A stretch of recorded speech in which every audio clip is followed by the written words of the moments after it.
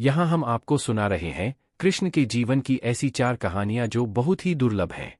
जाने कि कैसे दुर्योधन की पत्नी कृष्ण भक्त हो गई, कैसे कृष्ण ने सत्यभामा के घमंड को ठीक किया, कृष्ण का सिरदर्द कैसे अजीब ढंग से गायब हो गया और क्यों कृष्ण ने अपने एक भक्त को उसके हाल पर ही छोड़ दिया। सद्गुरु, दुर्योधन की पत्नी का नाम भानुमति था। वो एक बहुत ही सुंदर लड़की थी और जब कृष्ण दुर्योधन के महल में मेहमान बनकर आए तब वो सिर्फ 17 साल की थी। दुर्योधन ने एक षड्यंत्र रचा जिससे कृष्ण को नशे की हालत में लाकर कोई वादा करा लिया जाए।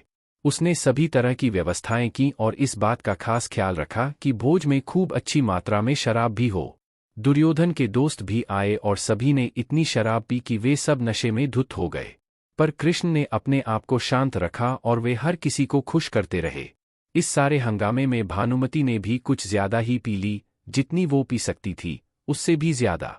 वो एक युवा लड़की थी और उसे इन चीजों की आदत नहीं थी, तो वो नशे में बहकने लगी। कुछ समय बाद सभी लोग बहकने लगे और चीजें काबू से बाहर जाने लगीं। भानुमति अपने पर काबू खो बैठी। वो कृष्ण से लिपट गई और उनके लिए अपनी इच्छा प्रकट करने लगी। कृष्ण ने उसे किसी शिशु की तरह संभाला और वे समझ गए थे कि स्थिति खराब हो चुकी थी।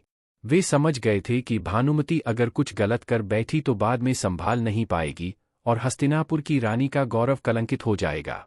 इसलिए कृष्ण उसको उठाकर महल के अंदर ले गए और उसकी सास गांधारी के कक्ष में जाकर उनके हवाले कर दिया।